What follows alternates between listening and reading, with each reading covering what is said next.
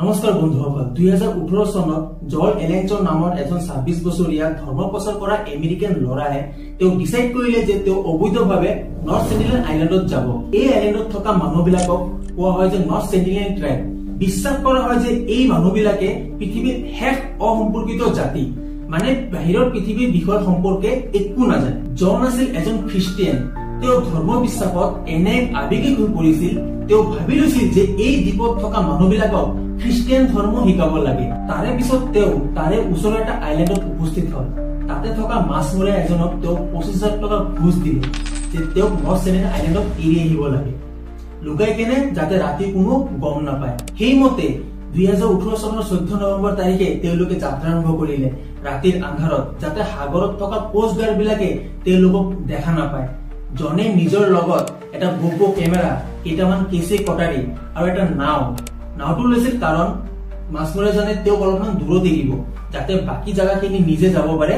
সেইকাৰণে নাওটো লোৱা, আৰু লগত লৈছিলে এটা ফুটবল আৰু এটা কেইটামান শুকান মাছ আৰু এটা বাইবেল, যিটো তেওঁ উপহাৰ হিচাপে তেওঁলোকক দিব বিচাৰিছিলে। 15 নৱেম্বৰ ৰাতিপুৱা তেওঁ দ্বীপটো গৈ পোৱাৰ লগে লগে মাছমৰীয়াজনক কৈছিল অলপমান দূৰত ৰখিব, আৰু তেওঁ নিজে নাওৰে আগবাঢ়ি গৈছিল। তেওঁ গৈ কেনে দেখে এটা ঘৰ আৰু দুজন মহিলা কথা পাতি থকা শুনে। নাৱৰ পৰা নামিব তেতিয়াই তেওঁ দেখে দুজন সেন্টিনেলিষ্ট তেওঁৰ ফালে তীৰ ধনু লৈ কেনে আগবাঢ়ি আহি আছে, আৰু তেতিয়াই তেওঁ কৈছিল, my name is John, I love you and Jesus love you. জিজাছে মোক অথৰিটি দিছে আপোনাৰ ওচৰলৈকে আহিবলৈ, লওক মই আপোনালোকৰ বাবে কিবা গিফ্ট লৈ আহিছো। আৰু তেতিয়াই সেই দুজন সেন্টিনেলিষ্টে ৰেডি হৈ গৈছিলে তীৰ মাৰিবলৈ, আৰু জনে পেনিকত আহি কিনে তেওঁ উভতি আহিব বাধ্য হল। কেইঘণ্টামান পিছত জনে আকৌ চেষ্টা কৰিলে। এইবাৰ তেওঁ দ্বীপটোৰ নৰ্থ ফালে গৈছিলে। দূৰৰ পৰাই দেখে যে কেইজনমান সেন্টিনেলিষ্টে তেওঁৰ ফালে চাই কেনে চিঞৰি আছিলে আৰু কিবা কব চেষ্টা কৰি আছিলে। জনে একো বুজি পোৱা নাই। আজিৰ দিনলৈকে পৃথিৱীত এনেকুৱা কোনো ব্যক্তি নাই যিয়ে নেকি তেওঁলোকৰ কথা বুজি পায়, সেই সেন্টিনেলিষ্ট লোকসকলৰ বাহিৰে। জনে তেওঁলোকৰ ভাষা কি মাথা মুণ্ডু বুজি পাইছে নাজানো, জনে তেওঁলোকৰ ভাষাই দি কিবা কব চেষ্টা কৰিলে। তেওঁৰ ফালে চাই কেনে সেন্টিনেলিষ্টসকলে হাঁহিব ধৰিলে যে কি বকি আছে, আৰু জনে লাহে লাহে আগবাঢ়ি আহিব ধৰিলে। এটা সেফ ডিষ্টেন্সত থাকি কেনে তেওঁ অনা গিফ্টবোৰ এটা এটাকে মাটিত ৰাখিব ধৰিলে, আৰু তেতিয়াই তেওঁৰ সন্মুখত এটা ইয়ং ছোৱালী আৰু এটা সৰু ল'ৰা থিয় দিলে হাতত তীৰ ধনু লৈ কেনে। জনে ল'ৰাটোৰ লগত কিবা কব চেষ্টা কৰিলে, আৰু তেতিয়াই পিছেদি এজন সেন্টিনেলিষ্ট আহি কেনে জনে অনা নাওখন কাঢ়ি লৈ গল। জনে কিবা কব চেষ্টা কৰিলে এই বাইবেলটোৰ পৰা। কেই ছেকেণ্ডমান পিছতে ল'ৰাটোৱে জনৰ বুকুত লক্ষ্য কৰি কেনে তীৰ নিক্ষেপ কৰিলে। দুৰ্ভাগ্যক্ৰমে তীৰপাত গৈ কেনে বাইবেলত লাগিলে, আৰু জনৰ জীৱন ৰক্ষা পৰিল। পুনৰ জনে পেনিকত আহি কিনে পলাই যাব চেষ্টা কৰিলে। এইবাৰ তেওঁৰ নাওখন নথকাৰ বাবে হাতুৰি মাছমৰীয়াজনৰ নাওলৈ উভতি আহিছিল। ৰাতি গৈ কেনে জনে নিজৰ ডায়েৰীখনত লিখিছিল যে হে প্ৰভু, এই দ্বীপত থকা মানুহবোৰ ৰাক্ষস নেকি, য'ত যিজুৰ নাম পৰ্যন্ত শুনিব নিবিচাৰে। মই মৰিব নিবিচাৰো, মই ইয়াৰ পৰা উভতি যোৱাটোৱে উচিত। প্ৰভু, মই মৰিব নিবিচাৰো। কিন্তু প্ৰভুৰ প্ৰতি থকা আসক্তিয়ে তেওঁক পাগলপন্থীলৈ পৰিণত কৰিলে। তেওঁ নিজক বুজাব চেষ্টা কৰিছিলে যে তেওঁ আকৌ দ্বীপটোলৈ যাব, কিয়নো এইটোৱেই তেওঁৰ জীৱনৰ লক্ষ্য আৰু উদ্দেশ্য। 16 নৱেম্বৰ তাৰিখে তেওঁ তেওঁৰ মা দেউতালৈ এখন চিঠি লিখিলে যে আপোনালোকে মোক পাগল বুলি ভাবিব পাৰে, কিন্তু এই লোকৰ ওচৰত যিজুৰ ঘোষণা কৰাটো এটা যোগ্য কাম। মই যদিও মৰো তেতিয়াহলে এই সেন্টিনেলিষ্টক কোনো দুখ নিদিব। এইটো লিখি তেওঁ আকৌ একবাৰ নৰ্থ সেন্টিনেল গল, কিন্তু এইবাৰ তেওঁ ঘূৰি নাহিল। যিজন মাছমৰীয়াই জনক নৰ্থ সেন্টিনেল আইল্যান্ডলৈকে লৈ গৈছিলে, তেওঁ দূৰৰ পৰা দেখে যে সেন্টিনেল লোকসকলে এটা বডি মাটিত পুতি আছিলে। কাপোৰ চাই কিনে গম পালে যে এয়া জনৰ বডি।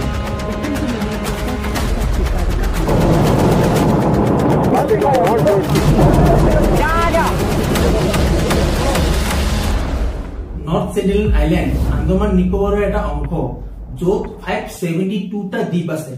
ইয়াৰে মাত্ৰ 38টা দ্বীপত মানুহ বসবাস কৰে, আৰু 12টা দ্বীপত পৰ্যটকৰ বাবে অপেন। দ্বীপবোৰক 3টা ডিষ্ট্ৰিক্টত ডিভাইড কৰিছে, north and middle Andaman, south Andaman আৰু নিকোবৰ।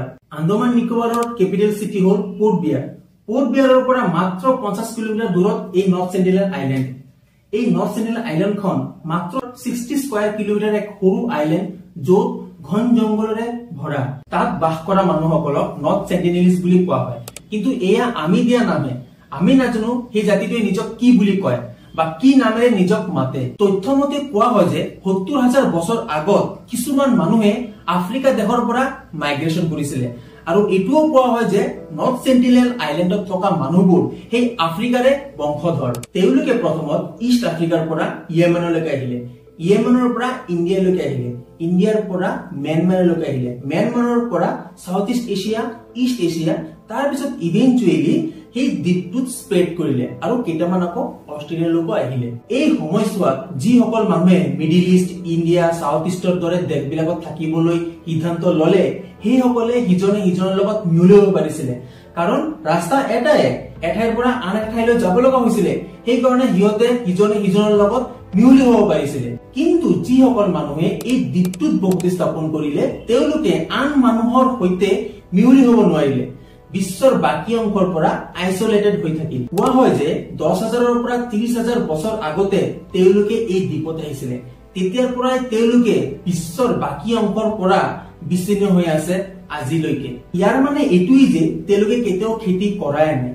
এগ্ৰিকালচাৰ আজিৰ পৰা প্ৰায় ১২,০০০ বছৰ আগতে আৱিষ্কাৰ হৈছিলে। খেতি কৰি যে খাব লাগে তেওঁলোকৰ কেতিয়াও দৰকাৰে পৰা নাই, অৰ্থাৎ কৃষি বোলা যে বস্তু আছে তেওঁলোকে নাজানেই।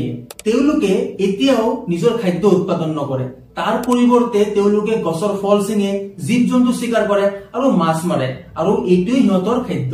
তাৰ মানে আপুনি কব পাৰে যে তেওঁলোক এতিয়াও ষ্টোন এজ জামানাৰ মানুহ, যিটো ৪,০০০ বছৰ আগতে নিষিদ্ধ হৈছিলে।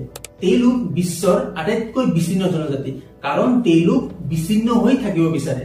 বাহিৰৰ মানুহ যেতিয়াই তেওঁলোকৰ লগত যোগাযোগ স্থাপন কৰিব চেষ্টা কৰে তেতিয়াই তেওঁলোকে হিংস্ৰ মানে ভায়োলেন্স হৈ পৰে। যদি আমি বিশেষভাৱে নৰ্থ সেন্টিনেল আইল্যান্ডৰ বিষয়ে ক'ব যাওঁ তেতিয়াহ'লে ইয়াৰ ফাৰ্ষ্ট ৰেকৰ্ড 1771ত উল্লেখ কৰা হৈছিলে, যেতিয়া ইষ্ট ইণ্ডিয়া কোম্পানীৰ এটা জাহাজ সেই দ্বীপটোৰ কাষেৰে পাৰ হৈ গৈছিলে। এই জাহাজৰ ক্ৰু মেম্বাৰ এজনে এই দ্বীপটোত এটা পোহৰ দেখা পাইছিল। ইয়াৰ পিছৰটো ৰেকৰ্ড 1867 চনত, যেতিয়া ১০০জন যাত্ৰীৰ সৈতে এটা জাহাজ এই দ্বীপটোৰ পাৰত এক্সিডেন্ট হল। তেতিয়া সেন্টিনেলিজ সকলে সেই ১০০জন যাত্ৰীৰ ওপৰত আক্ৰমণ কৰা আৰম্ভ কৰিলে। গুড লাক যে ব্ৰিটিছ নেভিৰ সহায়ত সিহঁতে পলাই যাব পাৰিছিল, আৰু এইটোৱে প্ৰথম ঘটনা সেন্টিনেলিজ সকলে বাহিৰা মানুহৰ ওপৰত আক্ৰমণ কৰি খেদি পঠোৱা। ইয়াৰে পিছত 1880 চনত এজন ব্ৰিটিছ স্পৰ্টমেন যাৰ নাম মৰিছ ভিডেল সেন্টিনেলিজ সকলক সভ্য কৰিব, কন্টেক্ট কৰিব আৰু চিভিলাইজেশ্যন কৰিব এই সিদ্ধান্ত ললে। এই সময়লৈকে আন্দামানৰ আন ট্ৰাইবসকল সভ্য হৈ গৈছিলে, সিহঁতে তেতিয়ালৈকে ফ্ৰেণ্ডলি বিহেভ কৰিব লাগিছিলে। তো ব্ৰিটিছিয়ানজনে কি কৰিলে, তাৰে কেইটামান মানুহ লৈ কেনে নৰ্থ সেন্টিনেল আইল্যান্ডলৈকে গল যাতে কন্টেক্ট কৰিব পাৰে। নৰ্থ সেন্টিনেলত উপস্থিত হৈ কেনে দেখে যে এই আন্দামানৰ আন ট্ৰাইবসকল আৰু সেন্টিনেলিজ লোকসকলৰ লগত কোনো ভাষাত মিলে নাই আৰু কোনো যোগাযোগ কৰিবই নোৱাৰিলে, যোগাযোগটো কৰিব নোৱাৰিলে। তাৰ পিছত ব্ৰিটিছিয়ানজনে কি সিদ্ধান্ত ললে জানেনে? তাতে এটা বয়সস্থ দম্পতি মানে কাপল আৰু ৪টা বাচ্চা আছিলে। ব্ৰিটিছিয়ানজনে সিদ্ধান্ত ললে এই বয়সস্থ কাপলটো আৰু ৪টা বাচ্চাক কিডনেপ কৰিব। তো কিডনেপ কৰি কেনে লৈ যোৱা হল আন্দামান নিকোবৰৰ ৰাজধানী পোৰ্ট বিয়াৰলৈ। নৰ্থ সেন্টিনেল লোকসকলে বিশ্বৰ বাকী অংশৰ পৰা কাট অফ যে পোৰ্ট বিয়াৰ পোৱাৰ লগে লগে কেইদিনমানৰ ভিতৰতে এই বুঢ়া দম্পতি গৰাকী মৰি থাকিল।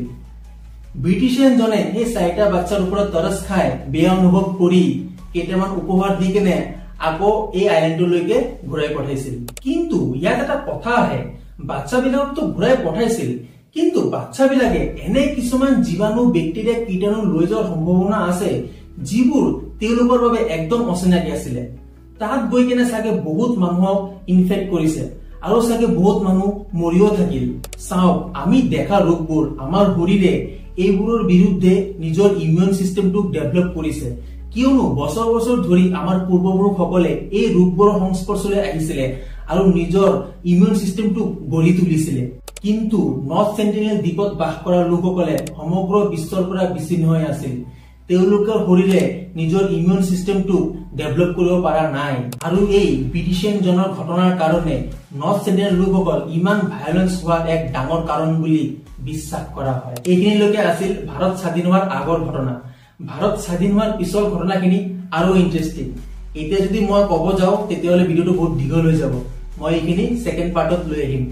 যদি ইখিনি মানলৈকে যদি ভাল পালে ভিডিওটো তেতিয়া হলে লাইক শেয়ার সাবস্ক্রাইব কৰিব আৰু মই যিমান জলদি পাৰো সেকেন্ড পাৰ্টটো লৈ অহাৰ চেষ্টা কৰিম। তো নমস্কাৰ, জয় আই অসম।